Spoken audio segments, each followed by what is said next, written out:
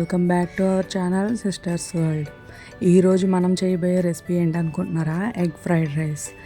Egg fried rice restaurant స్టైల్లో ఏ విధంగా రెస్టారెంట్ ఫ్లేవర్స్ ఏ విధంగా అయితే ఉంటాయో అదే ఫ్లేవర్స్తో అదే టేస్ట్తో ఏ మాత్రం తీసుకోకుండా నార్మల్ రైస్తో ఎలా ప్రిపేర్ చేయాలో చూపిస్తున్నాను. చూసి నేర్చుకోండి. దీనికి ప్రాసెస్లోకి వెళ్ళిపోదామా?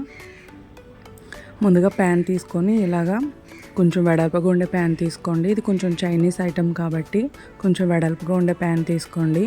ఒక 2 టేబుల్ స్పూన్ ఆయిల్ వేసుకున్న తర్వాత ఎగ్స్ ఉంటాయి కదా, మీరు ఎన్ని ఎగ్స్ అయితే వేసుకుంటారో మీ తినే క్వాంటిటీకి మీరు ఎన్ని ఎగ్స్ వేసుకుంటారో అన్ని ఎగ్స్ వేసుకోవాలి. నేనైతే 3 వేసాను. 3 వేసిన తర్వాత మీరు వెంటనే చెదరు చేయకుండా ఇలా ఎగ్స్ వేసి జస్ట్ ఒక 30 సెకండ్స్ ఉంచితే సరిపోతుంది. లైట్గా సాల్ట్ వేయండి, ఎగ్లో చిన్న టేస్ట్ గురించి అంతే. నెక్స్ట్ ఇలా మనం కదపాలన్నమాట. ఈ చిన్న చిన్న ముక్కల్లా కాకుండా కొంచెం పెద్ద ముక్కలు అయ్యేంతలాగా కలుపుకోవాలి. చూస్తున్నారు కదా, ఈ విధంగా కలుపుకున్న తర్వాత మనకి ఎగ్ చాలా ఫాస్ట్గా కుక్ అయిపోతుంది కాబట్టి వితిన్ 2 మినిట్స్లోనే ఫ్రై అయిపోతుంది అది. సో మరీ ఎర్రగా ఫ్రై చేసుకోకండి, కొంచెం వైట్గానే ఉండాలి. మరి ఎర్రగా ఫ్రై చేసుకున్నా సరే లబ్బర్లా సాగుతుంది. సో ఫ్రై అయిన తర్వాత ఒక గిన్నెలోకి తీసుకున్నాను నేను. అదే ప్యాన్లో మనం ఇది గీతో చేస్తాము. గీ వేయడం వల్ల ఇంకా ఫ్లేవర్ ఎన్హాన్స్ అవుతుంది అన్నమాట. చాలా చాలా టేస్టీగా ఉంటుంది. గీతో చేయండి, చాలా బాగుంటుంది. సో నెక్స్ట్ ఏంటంటే మనం గీ హీట్ అయిన తర్వాత క్యారెట్ అండ్ బీన్స్ ఇలా చిన్న చిన్న ముక్కలుగా కట్ చేసుకొని అవి ఓన్లీ ఫ్రై చేసుకోవాలి. ఒక 2 టేబుల్ స్పూన్ గీ వేసుకొని అందులో ఫ్రై చేసుకోవాలి. ఇది మరీ మనకి సాఫ్ట్గా అయిపోవసరం లేదండి, కొంచెం 50% ఉడికితే సరిపోతుంది మనకి. ఒక 50% ఉడికిన తర్వాత చూస్తున్నారు కదా, ఈ విధంగా ఒక 50% ఉడికిన తర్వాత మనం రైస్ ఓవర్ నైట్ రైస్ అయినా పర్వాలేదు, మనం లెఫ్ట్ ఓవర్ రైస్ ఉండిపోతుంది కదా, అదైనా పర్వాలేదు. రైస్ బాగుంటే మనం వేడిగానే చేసుకున్నా పర్వాలేదు, ఏ రైస్ అయినా వేసుకోవచ్చు.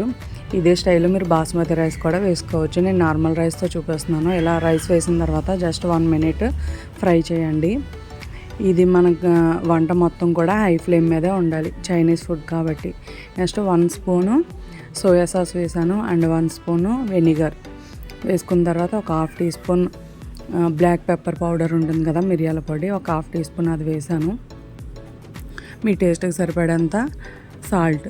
మనకి ఇందులో కారం అనేది ఓన్లీ మిరియాల ఘాటు మాత్రమే ఉంటుంది, వేరే కారం అది ఏది యాడ్ చేయకూడదు.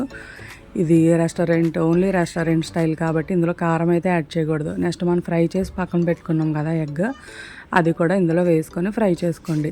ఇది ఇలా ఒక 2 మినిట్స్ బాగా టాస్ చేసుకోండి. పై మొత్తం ఆ ఫ్లేవర్స్ అన్నీ మొత్తం రైస్ అంతా పట్టేలంతా మొత్తం ఈ ప్రాసెస్ అంతా కూడా మీకు హై ఫ్లేమ్ మీద జరగాలి. అది ఒకటి మెయిన్.